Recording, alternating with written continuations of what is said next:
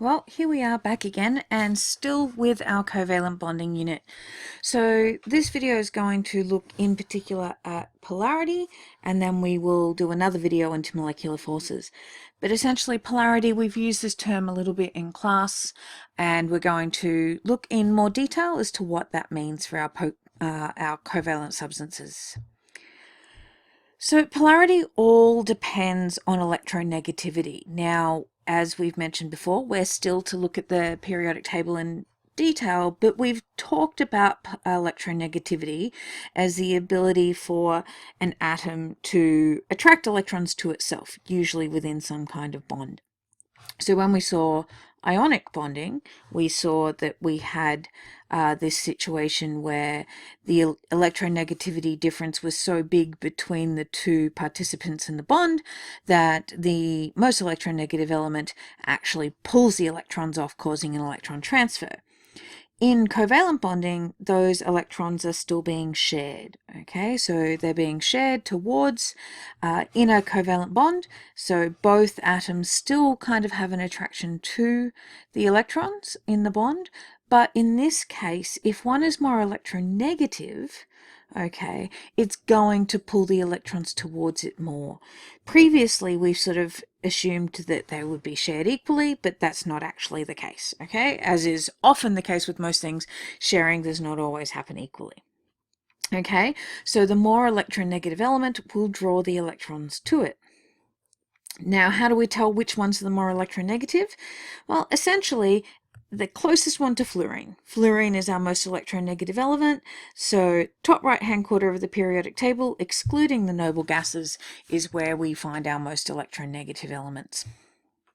So the trend that we see for this is that electronegativity increases as we move from left to right and up towards fluorine, and fluorine would be in the top corner over here. Okay, so essentially what we've got is that this means that the nucleus has a stronger pull on those electrons, okay, due to a thing that we call nuclear charge, which we'll talk about more in the end of this term. So we can look up electronegativity values in our data booklet, and if we compare those values, we can make judgments about the type of bonding. Will it be a non-polar covalent bond, i.e. the electrons will sit in the middle of like a tug of war and won't be attracted to one side more than the other? Or will it be a polar covalent bond where the electrons are going to be attracted more to one side? Okay, so we determine this by looking at the electronegativity values, and don't forget you can get these values from your data booklet. When we look at those, okay, we can see that if it's between electronegativity difference between them is between 0.5 and 1.8, they will form a polar covalent bond, usually. Remembering that this is a scale, it's not an exact thing. When the difference is 0, we have a pure covalent bond, which is what we refer to as a non-covalent bond. So the electrons are shared evenly between the two atoms.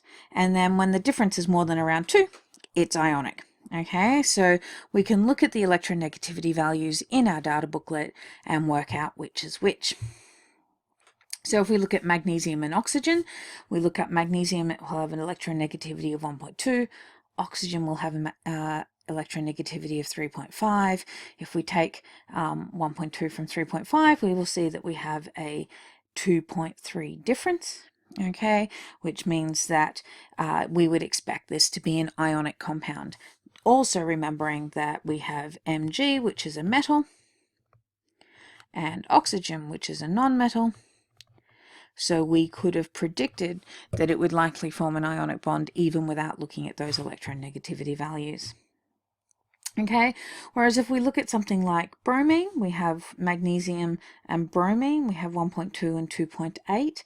We would expect this to be covalent looking at the electronegativity values, but magnesium again is a metal, bromine is a non-metal, and we do find, in fact, that it is ionic. So it's important to remember that these values are only used as a guide. We need to look again at whether or not they're metallic or non-metallic and use all the information we have to hand to predict these. One of the best ones being figuring out if it's a metal or a non-metal. Okay, so once we look at that, we can figure out if we're dealing with polar or non-polar. One of the most archetypal polar compounds that we will look at is hydrochloric acid, HCl. Okay, and it has a polar covalent bond. Now, when we refer to something being polar, what we're actually talking about is this idea of it having a permanent dipole. And if you have a look at the multiple diagrams we have over here, different ways to represent it, chlorine, if we were to think about our periodic table, chlorine would in fact be up in the halogen, so it's going to be quite electronegative. Okay, and in that case, so this will be more electronegative than hydrogen. The electrons will move towards the chlorine, making them that end slightly negative. We have a larger electron cloud, this larger electron density over here. So we would give that the symbol a little delta, the little Greek sign delta. Okay, and we use that to say that it's partially negative, remembering that it is important that we remember that these charges aren't formal. They're not forming ions. They're just a bit more negative than the other side.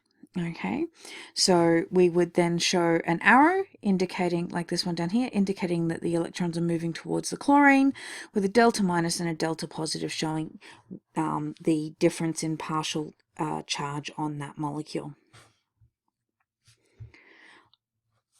Okay, so if we look at this, non-polar covalent molecules are in fact going to be the ones where we have the same atom on each end of the bond.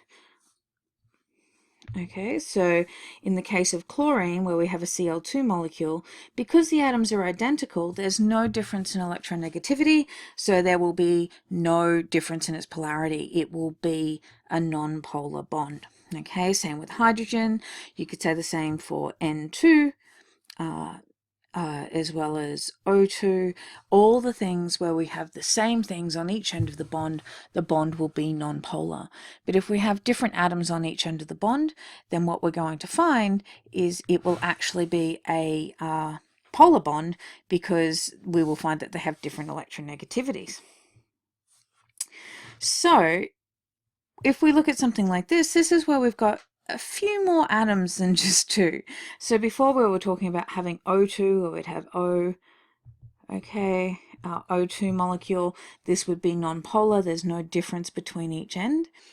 Well, we can see that with other molecules as well. And if we look at this carbon disulfide here, what we can see is that there is a slight difference in electronegativity. It's only a little bit, but it's enough where we would usually say that this carbon will be a little bit positive, and this sulfur would be a little bit negative, and then this one would be a little bit negative as well. Okay, but if we think about these in terms of vectors, okay, sort of like when we did forces maybe back in middle year science, okay, we can show the level of that dipole by saying that the electrons are pulled this way towards that S, and then the electrons in this bond are pulled towards this way towards that S. But they're going to be pulled in equal and opposite directions, which means overall, if I draw those vectors out, I will end up with a net force equal to 0, and so we have no permanent dipole. Okay, so if the molecule is symmetrical and the dipoles cancel out, then the molecule will be non-polar, even if it contains polar bonds. Okay, so we can look at this carbon tetrachloride here, where we have carbon in the middle, and then 4 chlorines arranged around it, and hopefully you will remember that that is a tetrahedral arrangement. And now the electrons will all move out this way towards the chlorines because they have the stronger electronegativity. But because they're arranged symmetrically around the molecule, then they will cancel out, and overall it will be a non-polar molecule.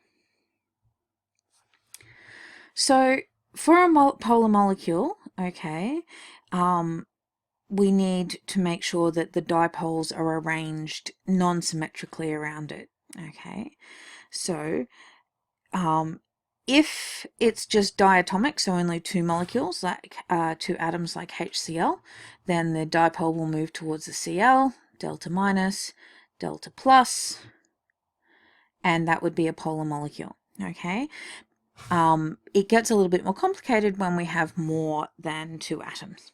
Okay, for it to have a permanent dipole, or the molecule to be considered polar, it has to have polarized bonds. Okay, so we have to have something where the bond has different atoms with different electronegativity at each end, but it also needs to be distributed unevenly around the molecule. And we see that with water. Okay, with water, the hydrogen will be delta plus, okay, and then the oxygen will be delta minus. Electrons will pull towards the oxygen, but remembering the presence of the big lone pairs up here is bent, which means when we look at these vectors, we can actually see that one of them will go this way, the other one will go that way, which means overall our vector will be up through the middle here, giving us a dipole through here. So, and we can see through the way that this diagram is colored that here these blue regions are electron deficient and this red region is electron rich, and we can see when we look at that molecule it appears to have sides to it, a slightly positive side and a slightly negative side, and that's what we will see with a polar molecule. In fact, when we have lone pairs, because they distort the shape from being symmetrical around 360 degrees, it will generally always be polar, because the electron density by nature of VSEPR will always be uneven around that molecule. So, carbon tetrachloride, CCl4, is a non-polar molecule but has polar bonds. Okay, so CCl4, okay, because we said that the dipoles all cancel out, it will be non-polar. But if we look at something like CH3Cl, now we can see, let's try a different color, that our electron density will move towards the carbon from the hydrogen, so these will all be delta plus, but then it will continue to move up through to the chlorine, which is the most electronegative, and that will be delta minus. So now this part of the molecule will appear to be more negative than this part of the molecule will have an overall dipole, and the molecule will be polar. And there's the picture of it there. So we can have polar molecules that contain polar bonds, but and polar molecules, so they must always contain polar bonds. We can't have a polar molecule without a polar bond. But we can have a non-polar molecule.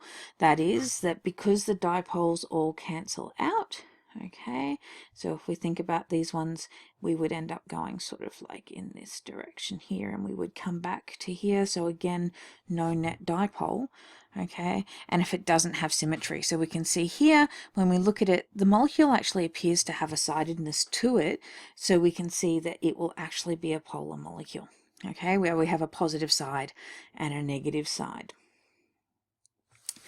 So let's have a look at this. In order to deduce polarity, we need to make sure that we have the right shape. We look at the electronegativity of each of the bonds, and then if you're good with vectors, and we'll do some practice with this because I find vectors are the easiest way to do this, we can work out if the molecule is polar or not. So let's have a look at SF2 and CO2. Have a go yourself, and then I'll go through them with you after you've restarted the video. Okay, so let's look at SF2. S, 1, 2, 3, 4, 5, 6, and then we will have F and F. So we're going to have a bent shape. Okay. And we, of course, know that fluorine is the most electronegative, so the electron density will be drawn towards the fluorine molecules with that bent shape. We've got the lone pairs up there, which means it's distorting it, so this molecule will be polar. The bonds are polar and the molecule is polar. Okay, so let's try our next one. CO2, C, double bond O, double bond O. And you'll notice this is just like the carbon disulfide we saw earlier, okay, in which case we know that the electrons will be pulled towards the more electronegative oxygen atoms, but they're pulled in equal and opposite directions, no lone pairs on the central atom, so this is a non-polar molecule. Hopefully that made sense. So here's a little bit more on that. So SF2 and CO2 talking about the solutions. There's a couple of questions for you to try on page 138, question 11 and 12, and we'll do a bit more practice in class as well in terms of picking what's polar and not polar. But that's it. Have a bit of practice, and next up we'll be moving on to intermolecular forces.